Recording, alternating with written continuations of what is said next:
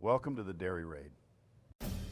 Presented with over 20 years of coaching experience, the Dairy Raid provides commentary and analysis of the schemes, the players, and the coaches who create Wisconsin football's new identity. Now here's your host, Ryan Anderson. Hey everyone, welcome back to the Dairy Raid, and as the title of the video shows, it's finally time to start taking a look at the potential candidates for the Wisconsin offensive coordinator job. A lot of names have been thrown out there, so we're going to take a look at some of the popular candidates that have been put forth by the Badger fandom, a couple outside of the box candidates, and we're going to break it down a little bit. So here we go. First one we're going to go through, we're just going to get the obvious one out of the way, and that's Gino Guidugli. Obviously, the big thing with Gino Guidugli is his relationship and his connection to Luke Fickell. With the hiring of Phil Longo, Fickell went outside of the box, went outside of his comfort zone. That ended up not working because you could obviously see there was a problem with the working relationship between the two of them. So for me, it's easy to say, let's bring in a guy that he's comfortable with, guy that he knows, a guy that has already accepted a job in Madison at one point, and bring a sense of normalcy to Luke Fickell's working relationship with his offensive coordinator. Now, that's not to say that based on Gino's credentials that he wouldn't be a good candidate. If you look back the last 2 years of what he's done at Notre Dame, and you get such the dichotomy between the two different quarterbacks that he's had to work with. Last season with Sam Hartman, developing him in it as a transfer coming in, having one of the best passer ratings in school history for a single season, pretty good completion percentage, really saw them push the ball downfield as one of the better passing seasons in Notre Dame history. And then this season, you get Riley Leonard, again, coming in as a transfer.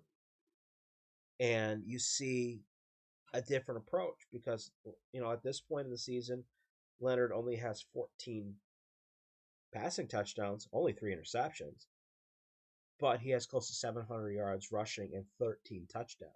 So the ability to work with not only a pass-first prototypical quarterback to now work with a mobile quarterback who really makes his game in the run game, that's something that I like to see.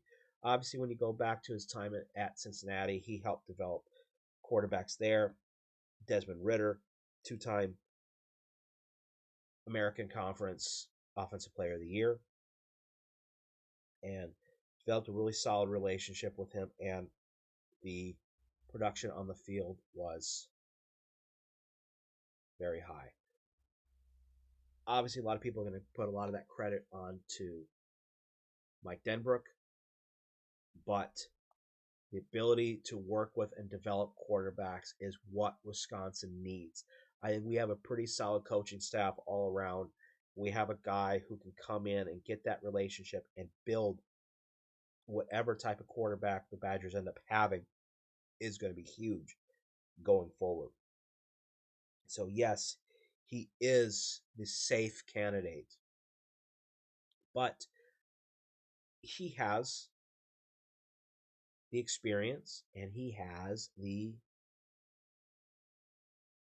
relationship that is going to potentially make this work. So I wouldn't be against it. Is it? Yeah, safe choice, boring choice, yes, but a solid one nonetheless. All right, so let's start getting into some of the names that the fan base has been calling for. I've made a little edit to this list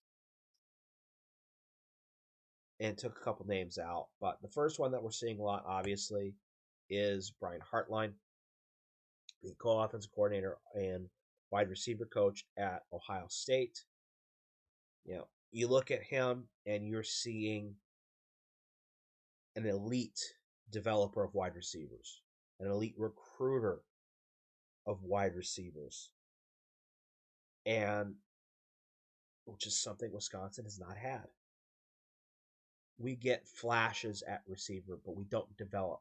I think when Wisconsin has a really good receiver, it's been they come in with talent and they look really good in comparison to all the rest of the crap that we usually have in our receiving core. So this is a guy who's not only going to be able to recruit high-level talent, but he would be able to develop him, which is what we need.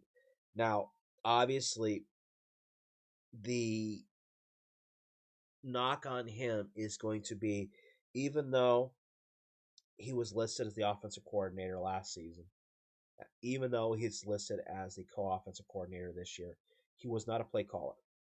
Ryan Day called plays for years with Ohio State, and this year Chip Kelly is. Now, he's going to learn a lot from them, especially in the run game. They're coming from the New Hampshire Mafia section of the power spread offense, but don't know if the play calling experience he has is where it needs to be. Another really big thing that we need to see here, it is going to take a lot to convince an Ohio State born and bred, has not left the state of Ohio except for his NFL career, to get him to leave. And then also, I worry that if we convince him to leave, that he's not the first guy called when the Buckeyes come looking for a new head coach.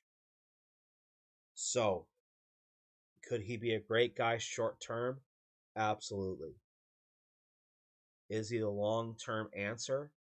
Probably not, because he's going to be getting a head coaching job here sooner rather than later, or going on to the NFL. So, but we'll see. He's a good candidate. Next up, this is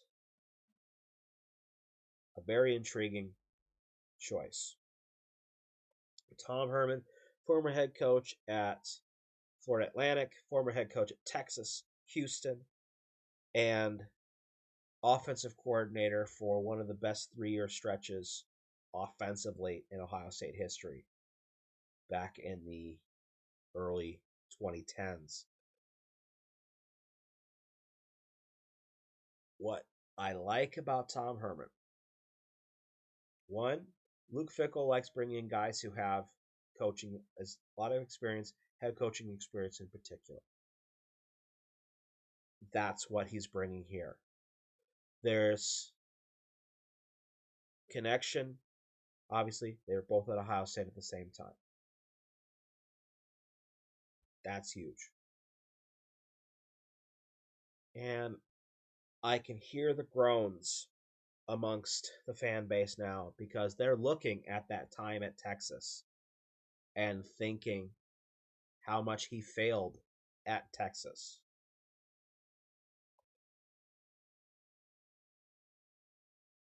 Do we know, or does the Wisconsin fan base know, how much of a dumpster fire Charlie Strong left him at Texas? And more importantly, how terrible the Texas offense was before Tom Herman came in. Just a couple things that we want to look in here. If we look at the 3 years prior to Tom Herman coming to Texas, Texas was 109th, 84th, and 46th in scoring in the country. In the 4 years under Tom Herman, Texas went to 31st, 53rd, 47th, 17th, and 7th in scoring. Yardage output the 3 previous years under multiple offensive coordinators under Charlie Strong: 337 yards, 370 yards, 492 yards. Under Tom Herman, 398, 412, 466, 475. He turned the Texas offense around. And that's all I care about. I don't care how good he is as a head coach. I care that he can turn offenses around. And he did that. And then when you look at what he did at Ohio State and what he did at Houston and what he did at Iowa State to get the Ohio State job as an offensive coordinator. Again, we're looking at Tom Herman, the offensive coordinator, not Tom Herman, the head coach. He is a solid candidate who can build solid running attacks and use dual threat quarterbacks to create balance. And you look at the college quarterbacks that he developed at Ohio State. Again, talk about college quarterbacks and the output that those quarterbacks put up. That's what gets me excited. Okay? He has a lot of experience. And he has deep roots recruiting in Texas. To me, Tom Herman is the no-brainer candidate because it gives Luke Fickell his comfort. It gives proven results on the football field. And he's a solid, high-level recruiter. That's when I don't care what happened at Florida Atlantic. I don't care what happened at Texas as him as a head coach. I want a good offensive coordinator. And I think he's looking for a chance to get back to basics with his game. And I think Wisconsin would be a great place to do that. So that's Tom Herman. Next up, Mike Denbrook. Okay. I've only put the last 15 years of his coaching career here on this chart, but he has experience going back to the mid-'80s, success at all levels. Obviously, the last couple years developing quarterbacks like Jaden Daniels. He's part of the success of Desmond Ridder. And now you add on to that Riley Leonard this as well. He's one of the best offensive coordinators, play designers, play callers in college football. And you look just how ridiculously good his offense was at LSU, and the huge yards and the turnaround that LSU had under him, from 91st in the country in total offense in 2021 to first in a record-setting season in 2023. It's outstanding. That's why Notre Dame put down the big bucks to get him in there, and that's why he is the highest paid offensive coordinator in college football, which is exactly why the Badgers will not be getting him. There's no chance. For multiple reasons. One, he's too expensive. Two, I think he is, dare I say, too old to be thinking of as a longer-term candidate. I think the Badgers need to find a younger guy to take this job that the players can grow with, but more importantly, can relate to the kids a little bit better. So I'm going to put Mike Denbrook in that pipe dream kind of category. Similarly to that, I'm going to add Andy Kotelnicki to that list for two reasons. One, it's going to take a lot of money to get him out of Penn State. He has Wisconsin ties, played at River Falls, coach at River Falls, coach at Whitewater, went with Lance Leipold to Buffalo and to Kansas. He has some of those qualities that Badger fans look for. But it's going to take a lot of money to get him out. But more importantly, I think he's going to get a head coaching job sooner rather than later. I've seen his name mentioned for the North Carolina job. He is an up and comer, and it would be nice to have a head coaching candidate or an offensive coordinator who's going to stick around for a couple years. I think if we gave him a blank check and got him to come in for one, he'd be gone in a year because he'd get a head coaching job. So, in terms of scheme, I love his approach to the power spread. He brings explosiveness to the power spread. It is not just banging against the wall. It's not only can he build an offense that is really efficient in the run game, but he builds explosive plays. And building off an explosive run game, you have an efficient passing game. That's the combination that I like seeing. So I love his approach. Unfortunately, due to him being a hot commodity in the coaching world, I don't think the Badgers could, one, afford him, and two, expect to keep him for more than a year. So that's what I'm thinking. Let's move it on. Next candidate here is a very popular one amongst the Badger fans because he fills the number one criteria for a potential Wisconsin coach, and that is him being an alumni, and that is Jason Eck, the current head coach at Idaho.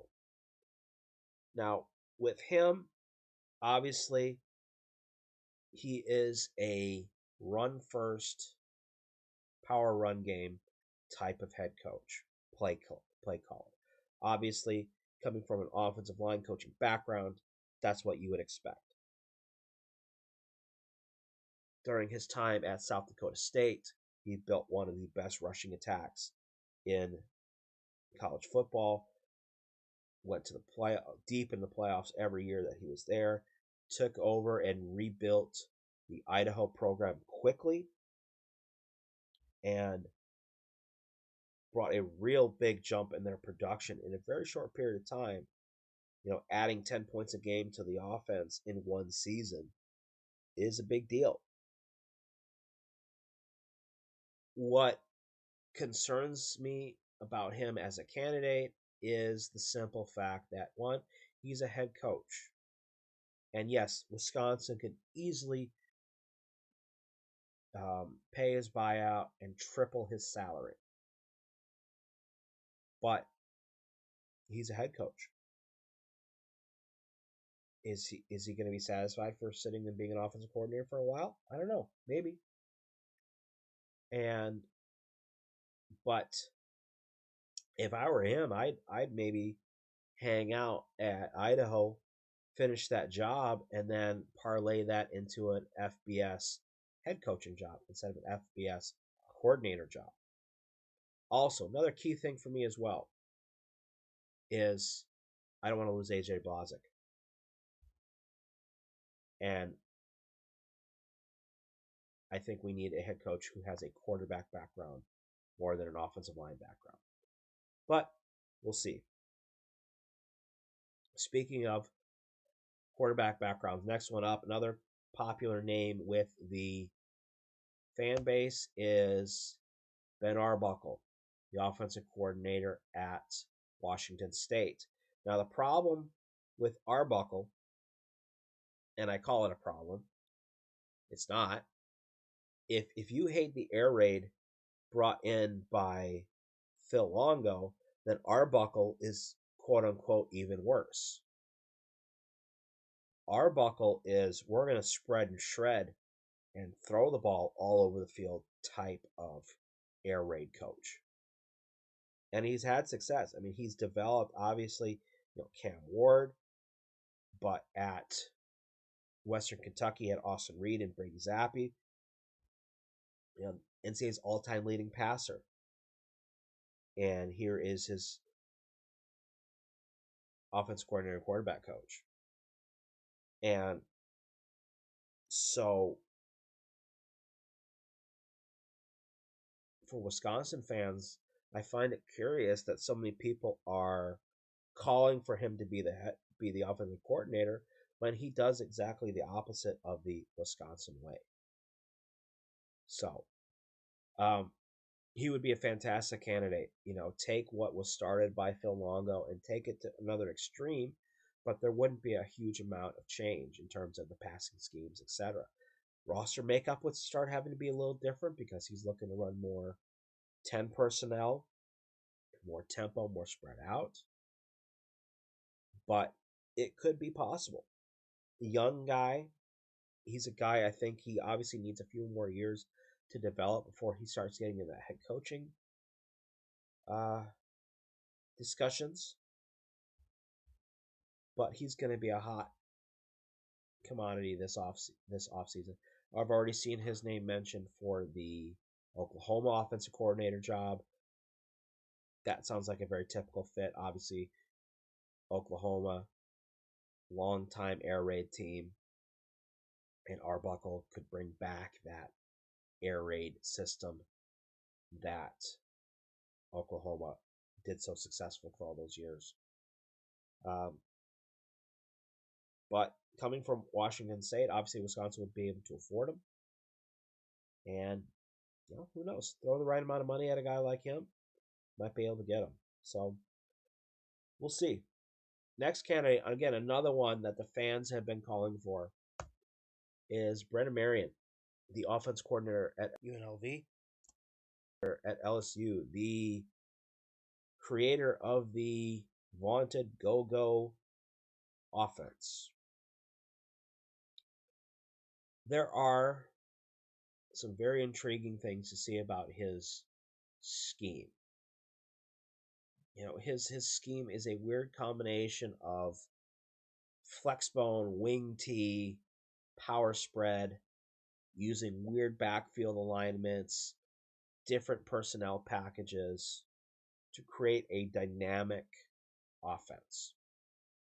And Badger fans get super excited anytime they see 22 personnel out there, and he runs a lot of it. There are some concerns I have about him being embraced by the fan base. He's a lot more outgoing, a lot more, in your face type of offensive coordinator. And he is going to be a coach who is going to go big or go home. I love that mentality. I don't know how well that's going to gel with Luke Fickell. Luke Fickell's probably going to love the, okay, we're going to run the ball a lot type of thing. But, he's a wide receiver coach. He developed Jordan Addison during his time when he was at Pittsburgh. He is going to be a guy who wants to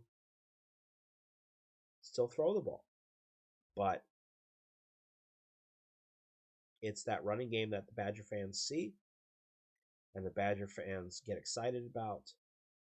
But I question whether the go-go offense could work in a situation where defenses can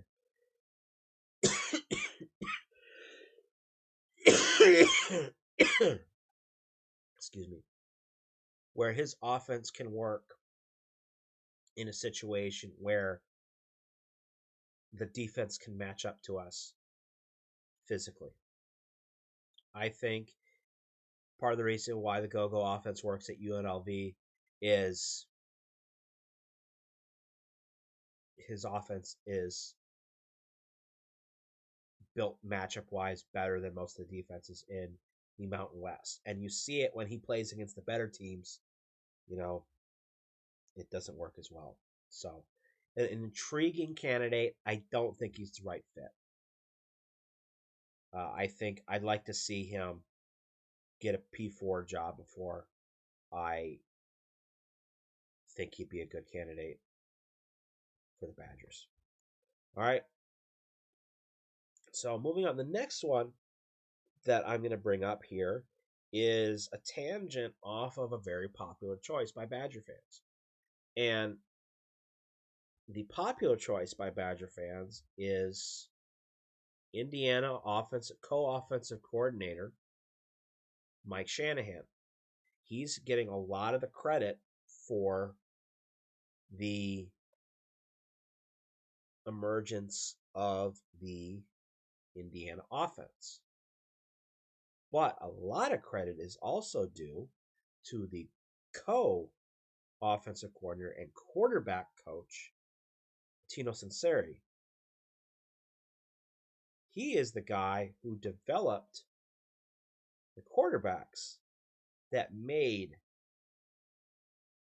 Curt Cighetti's offense work so well. I mean, you look at from Jordan McLeod and Todd Santillo, Cole Johnson, the quarterbacks that he had, and he turned into really solid both FCS and Sun Belt quarterbacks in a short period of time is what really intrigues me about him. He can develop quarterbacks, and that's what we have had problems with here at Wisconsin. Obviously, he has the connections. He's been a part of this system, so he's learned from Cighetti.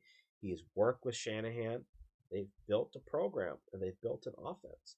He might be ready for the next step to become his own coordinator and run his own offense. So I would be really intrigued. Shanahan gets the credit, but I think Sunseri has been doing a lot of the solid work. So he's a name that I keep my eye out on. Next up, another young up-and-comer who is really developing solid offenses, and that is Cade Bell, currently the offensive coordinator at Pitt. Another name that I've seen come up as a potential candidate for the Oklahoma offensive coordinator job.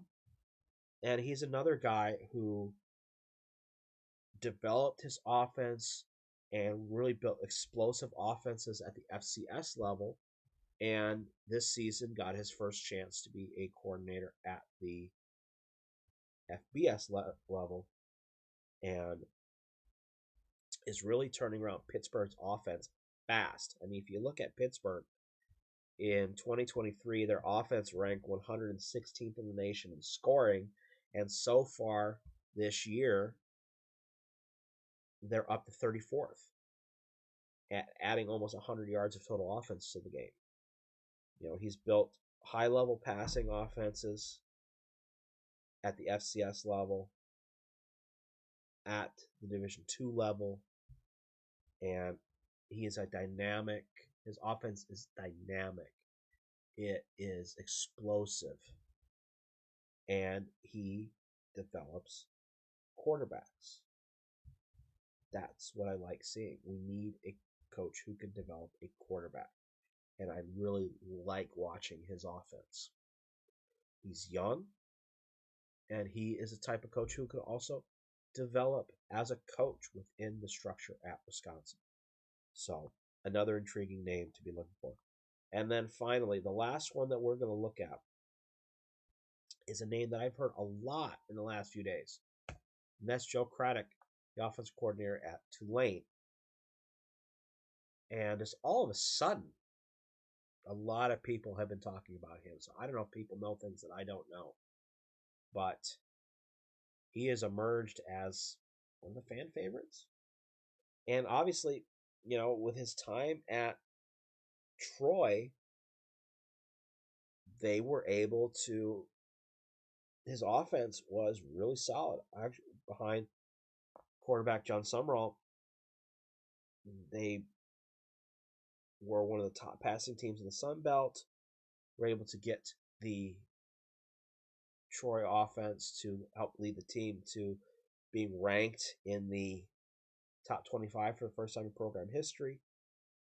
And so I'm curious about that. What I like about Craddock's background is he comes from the Clemson, Dabo Swinney, Chad Morris branch of power spread. And these are the type of offenses that developed guys like Taj Boyd and Trevor Lawrence, etc. Okay, it's the same system. And Chad Morris was a guy who helped get Clemson beyond the Clemsoning era of the early Dabo Swinney period, where they would have a solid team and they would end up losing to NC State at home in November and then ruining their season. Chad Morris took their offense to a new level, which then he took with him to SMU. Craddock followed him there, had success at SMU, took it to Arkansas, didn't have much success at Arkansas, and then Craddock kind of went back in to the mid-level level, and built himself back up as an offensive coordinator. What you're going to see from the Craddock offense, obviously, is tempo. Obviously, is going to be speed-based and getting the quarterback involved on the move in the run game, RPOs, etc. Another bonus for me is Craddock has playing in Europe, won himself an Italian Super Bowl with the Parma Panthers back in 2010. So, love seeing that. Craddock is going to be a guy who's going to get you're going to hear his name for SEC jobs as well. And obviously, with most of his experience being down south, that would be expected. Again, intriguing offense. Guy who still utilizes tight ends, which is great to see. Throws the ball all over the field, which I like. But again, the only thing that I would be concerned about with him is he has no Midwestern roots, and that would be what I would be wanting to see, maybe a little bit more. Not a big thing, but I don't know if he'd be a cultural fit at Wisconsin. So that brings us to here and to our final list. So let's figure out who this really could be. So again, we're going to use my criteria here. I'm going to try to knock this list down a little bit. So first things first, I want a coach who is a quarterback or at least a wide receiver coach base guy. So Jason Eck, sorry, I'm going to cross you off the list. Okay.